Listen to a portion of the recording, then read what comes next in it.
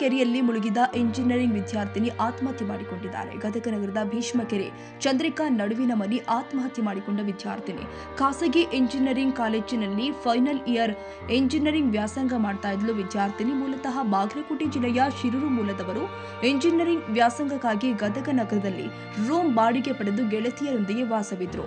ರಾತ್ರಿ 1:30 ಸುಮಾರಿಗೆ ಕೊಠಡಿಯಿಂದ ಹೊರ ಹೋಗಿದ್ರು.